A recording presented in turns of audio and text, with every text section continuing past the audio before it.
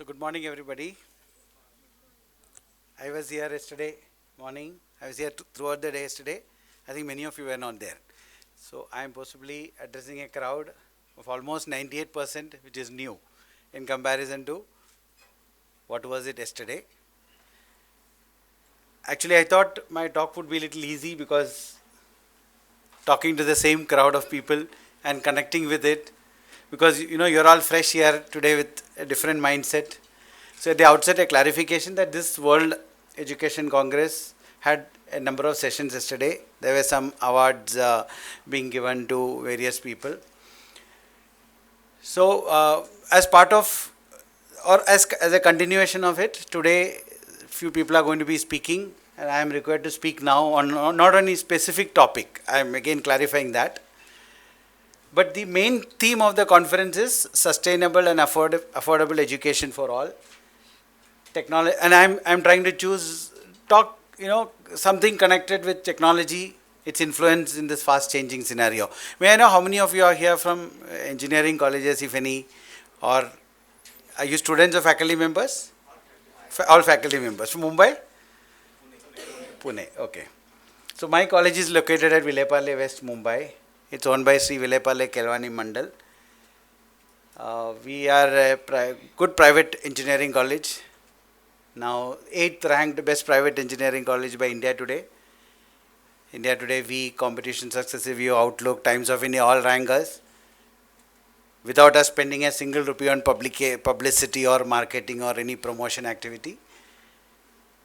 Of course, our trust has the history of managing many institutions of repute like Narsi Monji Institute of Management Studies, NMIMS University, Mitibai College, NM College, and all that.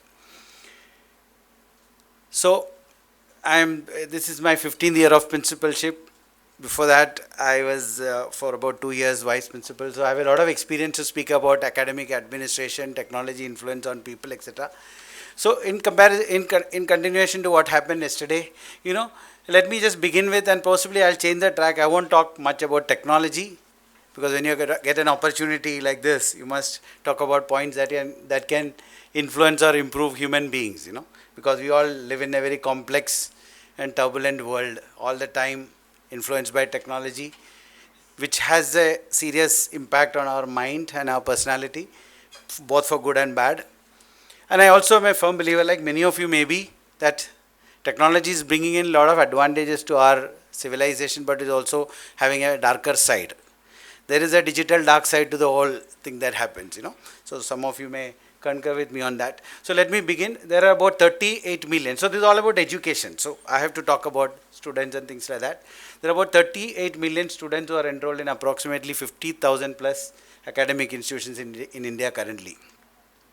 This in the year 2015, 195 nations got together and agreed with the United Nations on sustainable development goals. So the world community's adoption of the Sustainable Development Goals in 2015 has set the agenda for 2030. It talks all about improving human life, ecology, atmosphere, standard of living, and all of it, So there are multiple factors, out of which one is provide quality education. One of the items that they agreed upon is provide quality education. Therefore, I am here to talk about quality education. Basically, the Sustainable Development Goals, it rests on the principles of the 4 P's. Peace, prosperity, people, and planet.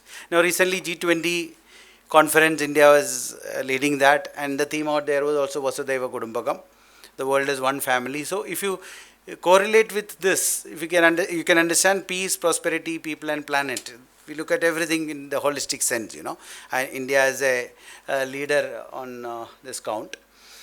And it also advocates global partnerships that would facilitate transformative impacts based on economic, social, and environmental improvement for all sections of society.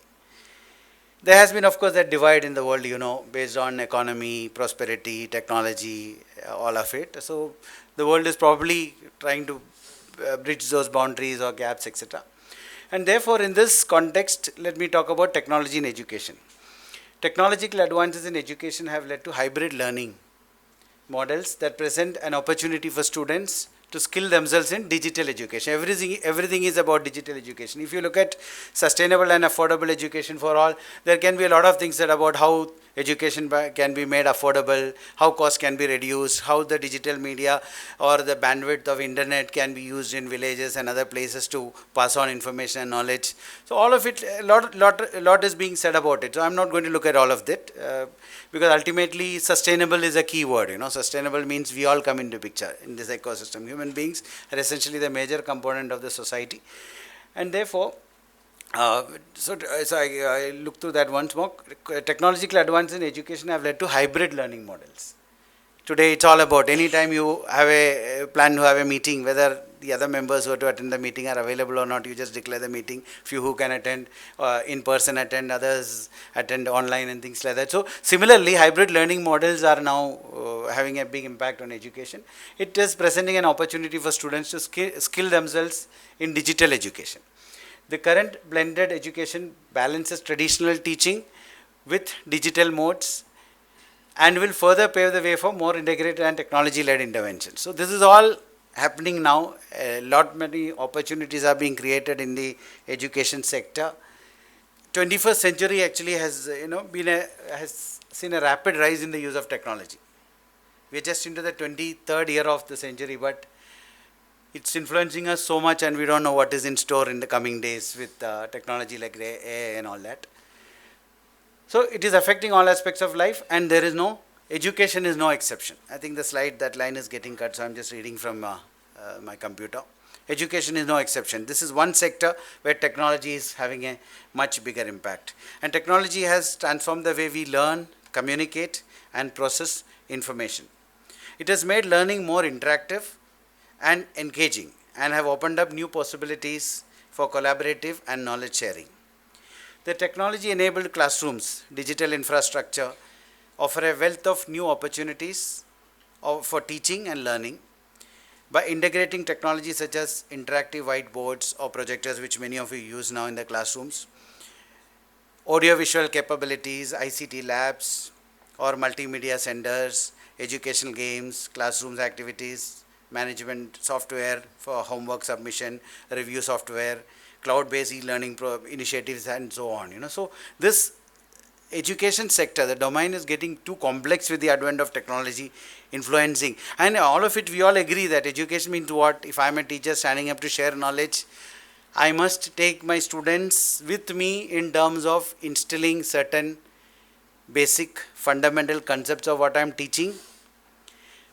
And we say it becomes better when there is a contact, eye contact and interaction and all that. So when it is happening on the online mode completely or in the hybrid mode, the impact of it, is really doubtful. So now additionally it has been shown to increase learning orientation. Fine, we agree it is helping advanced learning orientation, customized learning process, expand opportunities for experimentation, decrease reliance on memorization. Otherwise, we used to say everything is all about memorization. Now it is not so much. Empower teachers and students and promote active learning even more. So that all of us agree. And now in the context of India, we say that we are at the crossroads, we are changing. We say 65% of our population below 35 years of age, etc. Now, how to take advantage of this demographic dividend is a big question. Our education system must create actually awareness about sustainability and negate the skepticism. There's always that skepticism, people trying to take us on the path of negativism. And so it must negate that skepticism around the warnings having issued about the degrading environment. There's always a talk of degradation in the technical knowledge transfer and things like that. And teaching learning experiences should be based on the local context. Therefore, local context, anything that you customize at the local level will have a much larger impact. Yesterday it was talked about by few members. Rather than just copying it as it would happen in some other environment, you just directly try to adapt it to the new environment in our context, it may not entirely be effective. So, therefore, teaching and learning experiences should be based on the local context and avenues and interaction with the practitioners for knowledge exchange, and that's a must. Okay, and therefore now all of you know this NEP has come into picture, National Education Policy 2020. It is having a big impact. The other day, last week, I was talking to a person who interacted with Dr. Kasturi Rangan, who was the chairman, in revising this NEP. He was saying 6 hours that person was sitting with Kasturi Rangan. He said the policy has been well thought about, researched, and it has been like done in such a way that for the next 30, 50 years, India will maintain its predominance in terms of good values, development, economy, needs of people, etc. So it is not just something that is passed by parliament all of a sudden. It has been done, and there's a lot of reasoning also. What would be the job requirements, the new generation coming in, new technologies that will come to impact us, and therefore how our workforce should be ready. So many things they have looked at. NEP it's a big thing actually.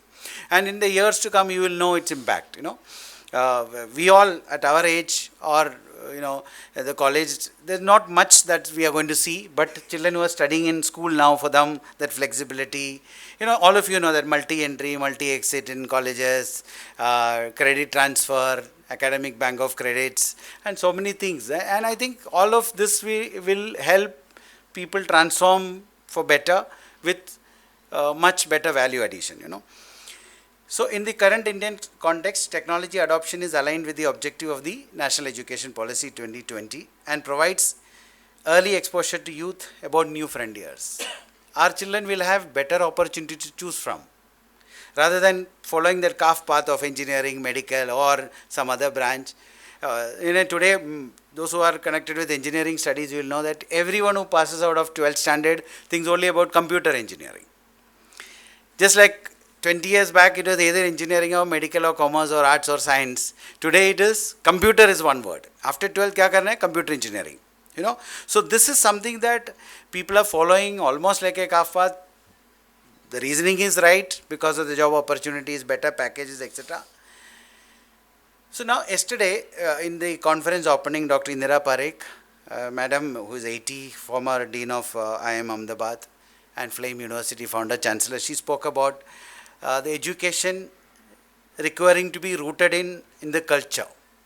She said that the education has to be, rooted in the ancient knowledge culture, and she also gave some examples and all that. And Professor R.P. Banerjee, one of the vice chancellors from Kolkata, he spoke about Indian spirit in education. He quoted different Vedas and the Mahavakyas like Prajnanam Brahma, Tattvamasi, Ayam Atma Brahma, and Aham Brahmasmi, So, somewhere the policy thinkers and planners now know surely that this human resource, which is the most important resource, need to be tackled well. Today the youngsters are all looking for opportunities, just like their calf path, there's no reasoning per se. See, in my engineering college, more than 60%, by the time they get admission, only have planned to go to the US. So 4 years, it's just this college, education, undergraduation, BTech is only a stepping stone. Because that's the way things have ingrained into them, that all power of the dollar and the so-called quality of life there. They say, no, you have taken admission here, after 4 years, we are going to go for sure. Nobody really looks at themselves. What is it that I would intend to do? Where am I heading?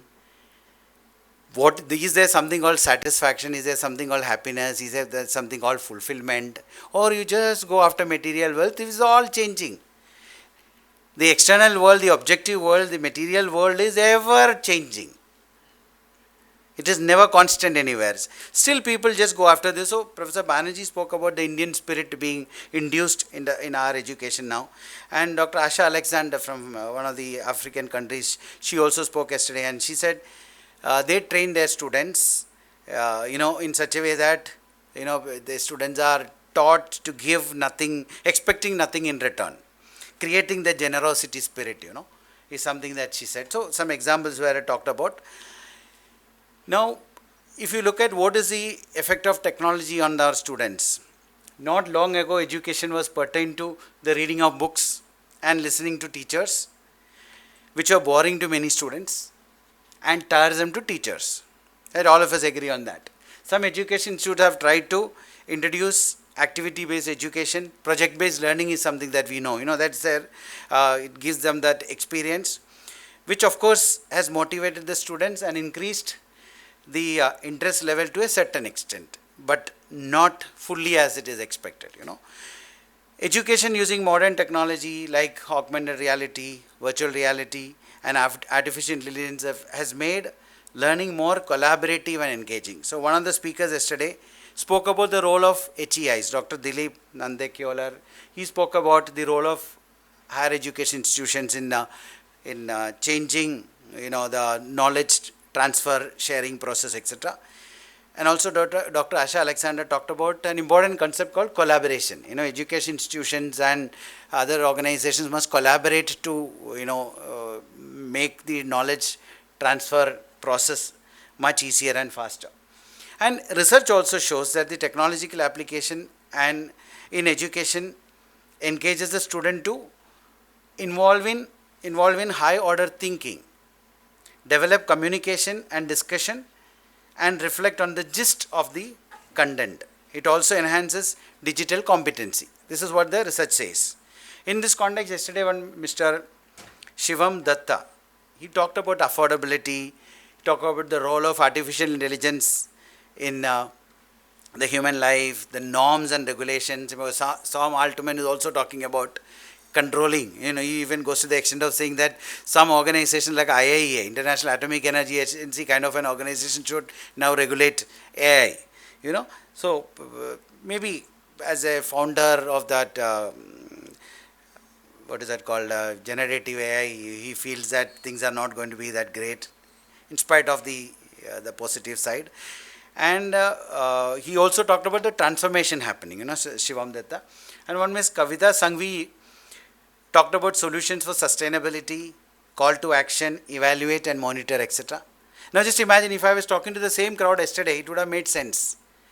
Maybe I could have explicated more on each of these points, but for you, it's like, okay, this speaker is saying yesterday, this one spoke about it. But if you look at all these points that I'm trying to say, it encompasses every aspect of education. That's why I have purposely put it. I thought it would be more pertinent today to talk about connecting what happened yesterday. And also, Dr. Oneyakachi Ginger, she said, you can call me Ginger only. And she talked about leveraging technology for affordable education for all. And many people have done research. It also shows that the implementation of technology in the classroom has enhanced the motivation of the student to understand and accomplish its tasks. In this context, Mr. Lakshman from Nepal, Pokharail, Mr. Lakshman spoke about experiential learning. I think his PhD work is currently happening in experiential learning. So if you really give them that experience while that knowledge transfer is happening, that is better imbibed and better conditioned into the system of that individual and things like that. And that Dr. Patna Satavaden, I think she's from Indonesia or Malaysia, she spoke about the art of affordable and sustainable experiential learning, a road to success. And very importantly, Dr. Pandit Mali from Pune is, I think, one of the directors in the Indira group of institutions. He just simply said that there is a big gap between the villages and the city. In city, everything is available, so you get, it's so difficult in cities to get carpenters and electricians and plumbers, etc. Whereas in villages or, rural areas, there are plenty. But the skilled ones feel that they don't have any job. So they while away their time in the evenings, go to hotels and bars and all that. So there is plenty available there. In cities, there is a lack of such availability of skilled manpower. So why not attract all this crowd here? And then he also went on to say that in our Indian culture, this dignity of labor is a serious concern, So I am an educated person, so I am not supposed to do certain things. If I do it, what will happen? I have seen in France, very handsome looking guys, very smart guys cleaning, the bottom of the bridge, standing on that vehicle. He's just doing that cleaner's work. If so in the sense, whether your physical appearance is great or your physical educational qualification is different, whatever work you do, now work is worship. People do appreciate in the Western culture, which is not the case here. Here people say, "Arey, okay, sir, usko kaam nahi hai," and things like that, and therefore he is doing. So he was saying, Mr. Mali was saying that, Dr. Mali, he said, government at their level and social organizations must take it as a social media movement to create that awareness so that the mindset of people should slowly change in India, and we should start, respecting the dignity of labor, and then things will start spreading. Right now, we are tightly held, We say, if I am this, I am only meant for this.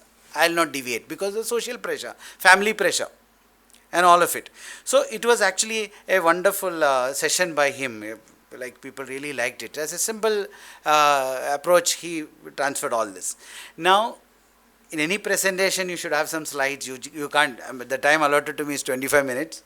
So you can't just go on speaking. So I have just taken the help of these 4 slides. But I want to get into the most important aspect of the aspect that is lacking in our education system, right at the primary level, school level. That is, we have never been taught how to think. The art of thinking is never taught to us. We are taught how to walk. Somebody will catch your hand and then, motivate you, inspire you. Chalo, come on, do this. We are told how to eat. So, same way we are told to do many things, but this art of thinking, we are just left as it is born, the circumstances in which you are born, maybe a short-tempered father or a hot-tempered mother or a sibling, and the child's mindset is all the time ingrained in that sort of an environment. Then the friends, the neighbors, all that influence. So the child doesn't really know how to think, what to think, how much only to think, what more to think, when to curtail the thoughts, when not to ruminate over, just like the cow keeps on ruminating over something or its food.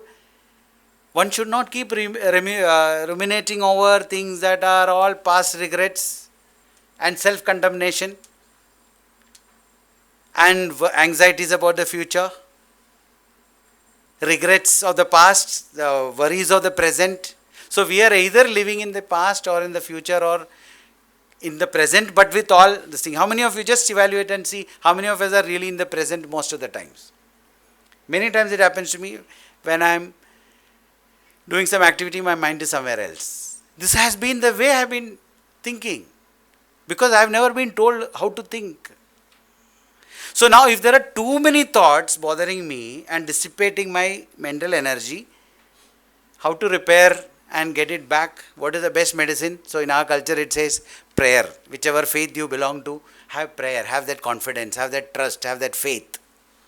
If you have that constant thought about something higher ideal in terms of a form of a person or a book or an idea or something, and constantly keep entertaining that thought as and when it is possible, or most of the time if you can do, that is one way by which all other thoughts that otherwise would bother you can be brought narrower, and this one thought. So it will keep away all that many thoughts that are bothering us. And we know that if too many thoughts, your mental energy is dissipated.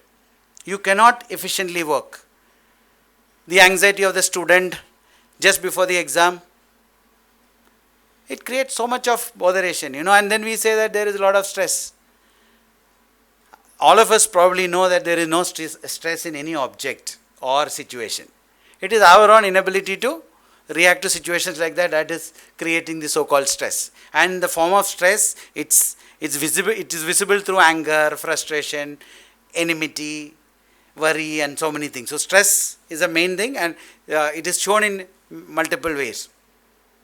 So therefore, it is very important for us. That's why I said earlier that I am not going to be speaking much on technology, nor would I have wanted too much to fall back on this. But when you meet some fellow human beings, we must share something, that probably would help. And this is not anything new. Everybody knows all this. But unfortunately, we don't have time, energy, and the right attitude to follow these practices. When you get up in the morning, if you can do 10-15 minutes, just try to sit, relax.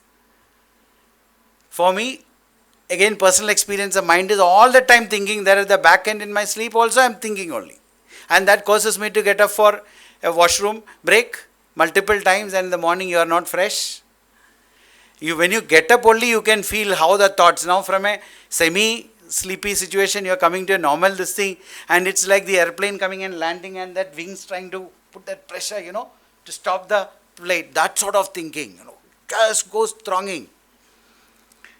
Now, if you are going to be a victim like this, whatever may be your standard of life, so-called standard of living, not standard of life, standard of living or your all physical surroundings is not going to help.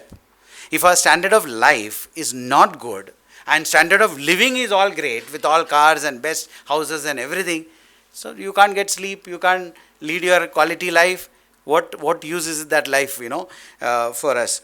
So this is something that all of you can think about, that we have never been taught how to think, which is what we are also doing maybe with our next generation students. Now this national education policy, the processes that they are trying to instill in our people, it is meant at strengthening the personality of the person. And when will the personality of this person be strong? When he goes deep within. Just go a few meters away, you see the water with all turbulence there, right? Everything is disturbing on the top, but you go deep into the water, right inside there, it is absolute calm and quiet. Researchers, the saints who have done research, research is search and research. People who have done research for all these years, they have said that our real true nature is that silence. Whereas we are struggling all the time at the peripheral level in the midst of all this turbulence and botherations and all that. And then we find fault with others, we find fault with ourselves, we find fault with everything else. We get angry, and this is how we pass on our life. So morning that 10-15 minutes, maybe in the night also before going to sleep 10-15 minutes, if possible. It's not easy. And it is very difficult actually if you are with full of action for 10, 12, 15 hours in the day, and then suddenly you sit to meditate or quiet, to use that word, which is a very tough thing to do. Meditation is not easy. You can very easily use those words, but when you try to sit and quietly, try to concentrate, it's not possible, because that time the mind will just not be tamed. It is all the time this. So it takes time. Maybe over a period of so many days and weeks and months of practice, you can slowly tame our mind. Otherwise our mind will play tricks with us. Our own mind plays tricks with us. It tests us. It bothers us many times. So try to keep that under control through the effective control of the senses. These 5 senses are constantly gathering all the data and supplying to the mind. And because the mind is cloudy, bothered, as I said earlier, totally in that dissipated condition, the intellect cannot function many times, and therefore decision making becomes difficult. So I believe that the education direction that we are taking can develop personalities tomorrow, future citizens who will have far more strength, deeper strength, ability to experience that silence, ability to understand the impermanent nature of today's world. Just like the ship on the water, if there is a turbulence around, what can happen? The ship can slide and go underwater. But in spite of that mast, which is the upper portion, mast, and then the hull around it, the body, and the keel. If the keel is stronger, if the hull is more broader, more stronger, and the keel is stronger, then what will happen? Even if there is so much of turbulence, the ship can still withstand that pressure. That sort of strength is required for as far as our personality is concerned. The ability to understand very clearly the impermanent nature of this world, to which we give a lot of importance. We give a lot of importance to manage our body, going to gym and doing many things we do to beautify the body, to make all that, but we never have time to pay attention to our mind. What is this mind doing? It's all the time pulling me in so many directions, and it is taking me here, there, taking me for a ride. Is it possible that when I say I am not just the mind, I am not just this body, I am not just this intellect alone. All that body, mind, intellect, everything is part of my personality, but there's something more. There's something more that makes this hand move, this finger move. This finger is not moved by my mind, nor is just a function of the body alone. So is there something beyond the body, mind and intellect, called it spark and whatever, in different cultures, different feelings, they call it differently. So that's possibly that I. We get the wrong identification of that I, ego, and which everybody knows is the real root cause for all our worries and tensions. That unnecessarily created, camouflaged idea of a self-image, and then interacting with the world outside in an unnatural way. So this is something that our education must instill. Lot many things are happening. The Indian knowledge systems to universal human values kind of subjects are being introduced, even for in engineering curriculum. Lot of things are happening, but I think this can begin from home, begin with individuals. Start questioning our mind, try to tame the mind, tell the mind that don't play tricks with me, don't take me for a ride. I would like to use the power of discrimination, which is definitely above mind, to control the mind and the the advances of these senses, etc. This is how the value education should happen, and possibly NEP is taking us in that direction. Stress is something that all of us can manage. Two types of stress that we encounter are objective stress, subjective stress. We may classify it that way. The objective stress is all about time management. If you have some self discipline, you can manage. I have to write 10 letters in half an hour. So is it that I go on writing the first letter, taking aram se all the time? No, 10 letters, half an hour, take two lines, finish. No stress, no tension. Rather than spending too much time on the first 5 letters and then taking all your anxiety that hardly any time is left and I have to finish, you are adding stress. Instead you plan it well, now self-discipline, your time management. And the other stress is more difficult to handle, the subjective stress. Many times these students' pressure, anxiety about exam, not studied so well. Then the parental pressure, my child should come first ahead of the other child, baju wale ka child, and things like that. So all this adds pressure to the child. So one simple remedy for that is have super faith in some higher ideal that you entertain, and say that power which is residing in me will take care. Why should I take stress? When I come under a lot of stress, principalship nowadays is not very easy. All the time you are bothered by everybody involved in the system. It's not like the olden days, 10 to 5 you can walk away. 24/7 you have to be under pressure. That's what the system wants. Every day I get at least 10 mails from AICT. Some of you may be knowing. All India Council of Technical Education, then UGC, state government, FRA, Shikshan Sukh Samiti, University of Mumbai, then our own management. If you are in private management, things are different. So all that happens, this kind of stress. So many times I surrender it at the altar of my guru and say, you take care. Because when I get into the flight to travel from Mumbai to, say for example, to Delhi, I don't doubt the capability of the pilot, right? I have full faith in him. I just go eat, sit there, eat, whatever I want to read something. Full faith is there in him. I don't trust that my train driver or the flight captain will have problems. Same way I have faith here also. Now faith is something that can really heal and take us out of such curious situations. So I won't extend, of course these are topics that you can go on talking, but even if one takeaway from today's session, that if you all have key, I need to seriously look at myself. There is no point in troubling myself with three crucial things that happened in our day-to-day life. Regrets about the past, botherations, why it happened with me, why it should happen only with me, why it did not happen this way, regrets, all. Anxiety, what will happen, traffic itna da sabere, what will happen to the next generation, my kids, how will they survive in this country, instead US is better.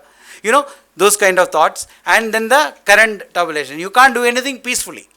Everything, all that, excitement is always too much. Everything is required, but not in the way that would overpower us. So, regrets of the past, anxiety about future, and worries of the present. If you can keep these three things to the lowest minimum possible, and in all of us, all these three things are there. Let me tell you. In some, it's certain aspect of one of these three is more visible. There are some people who keep worrying more about future, some people more about the past, some people more about, their excitement of the present and creating unnecessarily this. All of us, all these three things are there. Only thing is it is visible more in some cases, and in some cases it's very latent, very hidden.